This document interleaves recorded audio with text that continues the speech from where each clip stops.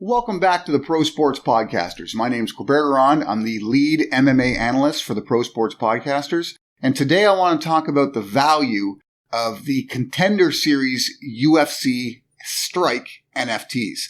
And there's going to be a lot of you that maybe this is the very first NFTs that you've ever purchased.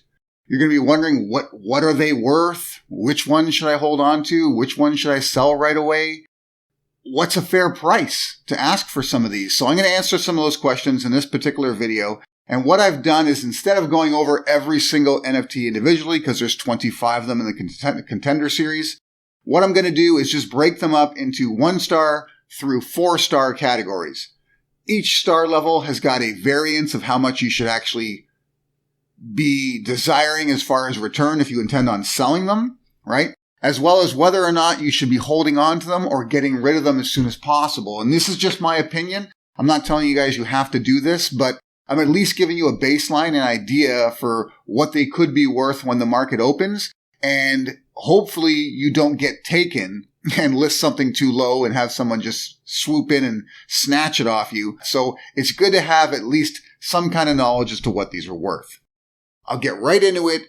I'm going to begin with my 1-star NFTs.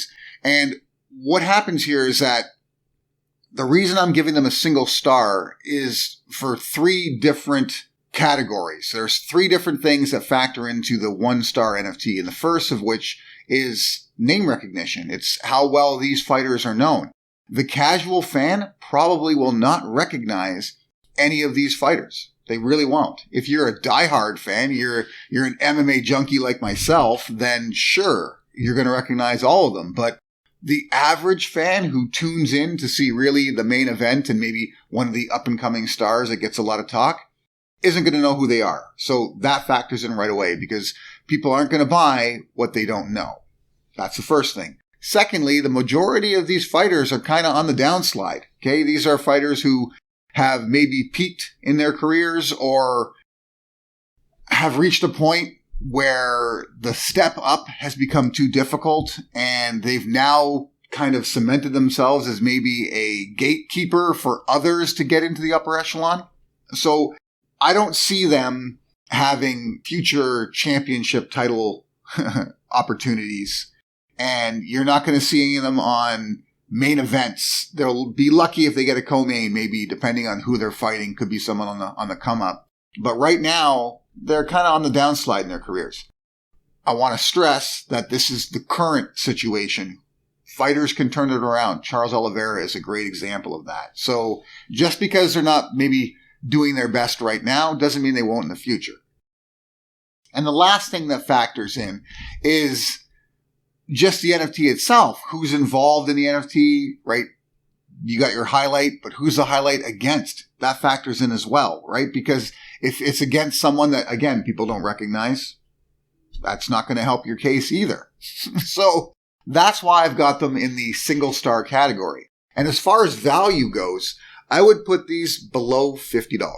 These are below $50, right? 50 would be my high end on any of these to begin with. I'm just talking about when the marketplace opens, right? $50 or less. That's what you're looking at. Now let's get into the 2-star NFTs. And this is a significant jump for me. Now, as far as value, obviously over 50, upwards of 100. Okay, upwards of 100. And these are the NFTs that I think you have the most opportunity holding on to. These are the ones that, me personally, I'm not going to sell them right away. Because what factors into this particular category is the fact that these are up-and-comers. These are all fighters who are on their way up, who have done some pretty impressive shit lately, right? They are becoming recognizable names. Some of them really aren't yet, but they're getting there. So to get them now, especially in the very first release of the UFC Strike NFT, to have them, their very first NFT, on the very first release, if a year from now, there's a couple more of their NFTs out there, and they've become household names, and you've got that original, it's going to be worth a lot more. But as the marketplace opens, you've got to factor in that they are still somewhat unproven commodities, so you can't ask too much. Maybe you get lucky, you find a diehard fan who's on it right now, but for the most part, they're not going to be worth a lot out of the gate, but I'd still put them over $50, upwards of 100. And those are the 2-star. The 3-star NFTs are a significant difference from the first two in that these are recognizable names. These are fighters that even the casual fan generally knows. These are fighters who have made a very successful living at MMA, have built a reputation, have a huge fan base. They maybe have 2 or 3 marquee fights that they're remembered for. Everybody knows them, provided they're fans of mixed martial arts. The only knock against them is that they might be coming to the end of their careers, right? They might have tested their chin one too many times. This could be the last hurrah for them as far as how many more fights they have available, right? So what I'm looking at here is they're very recognizable now. They have a huge fan base. I put any one of these over $100 for sure. And you're going to have people who want them this moment, right? Right now is when they're going to want them. Because who knows, in a year's time, maybe these guys aren't fighting in MMA anymore, right? Maybe they call it quits. At that point, if there's some sort of challenge system that's integrated for UFC Strike, some sort of utility or game that's attached to it, similar to NBA Top Shot, where if specific fighters are fighting on specific nights, you may get some kind of bonus. If they happen to get some kind of finish, maybe you get some additional bonus to that. But that only comes into effect if they're actually fighting. If they've called it quits and hung up their gloves, then all you've got is a collectible with a recognizable face on it.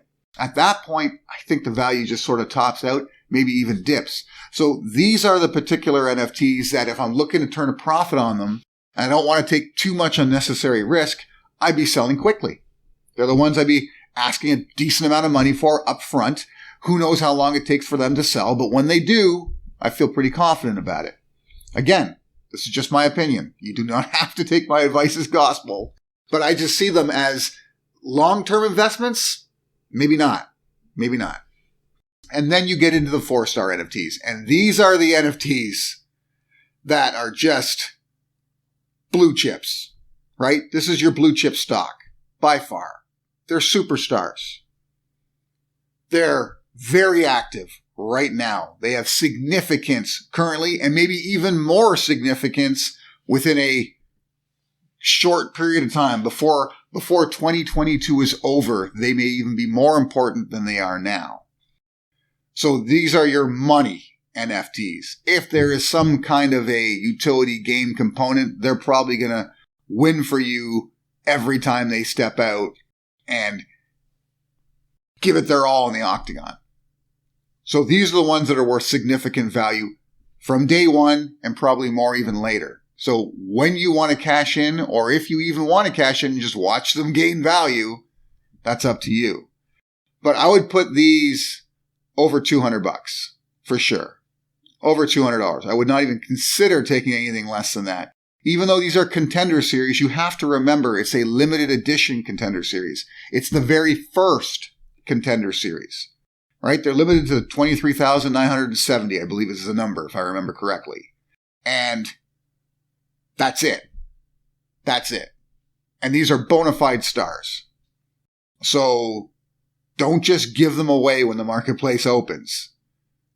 Maybe you'll be tempted to get an immediate return. Don't. Wait a bit. Have a little bit of patience, because once the market starts to level off and settle, you'll realize that there's some significant value in these particular NFTs, especially if they employ some kind of a challenge situation like they have with NBA Top Shot.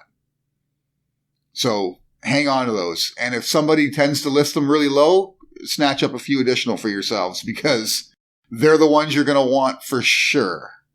And that's my Contender Series breakdown, 1 through 4 stars. I've got one additional that you'll see at the bottom of my list that I did not give a star value to, because right now it's very difficult to figure out where he's going to end up. And that's currently the baddest man on the planet, Francis Ngannou. And the reason I don't know where to put him is because, one, he's obviously valuable. You could easily give him a 3-star value because he's super recognizable. Anyone who's a casual fan of MMA knows who Francis Ngannou is. He's the current heavyweight champion. But will he ever fight for the UFC again? We don't know. We really don't know. They're having some serious contract issues right now. He basically bought himself out. He's currently injured. So he's going to sit out the rest of this year anyways, and then we'll see what happens. But if he doesn't end up fighting for the UFC again, then that really hurts the value. Because if there is a utility, if there is a challenge system, well, you've just taken him off the list. He's a non-factor. Right? How interested are fans of the UFC going to be in having a Francis Ngannou, who is by all means maybe one of the greatest heavyweights of all time? You can argue that he is, really. How interested are they going to be in having him if he's not fighting for the UFC? There's a real stigma against fighters who aren't in the UFC. It really hurts their value when they go elsewhere. Will it hurt his NFT value? I don't know. That's something we're going to find out. But that's why I didn't want to give him a definitive star value. I got a bit of a question mark beside his name because who knows what happens. If he decides to re-sign with the UFC, and they really should re-sign him when it comes right down to it, trust me, you're going to want a Francis Ngannou. So that might be one I sit on to begin with. Maybe. We'll see. We'll see what happens when the market opens. Definitely subscribe to our podcast if you haven't yet, Pro Sports Podcasters. Definitely follow us here on our YouTube channel and check out the website for additional MMA news and predictions and betting advice. I cover it all there. Enjoy NFTs. Enjoy UFC Strike. I can't wait for the next drop when it comes right down to it. I'm all in. I'm loving this. Take it easy.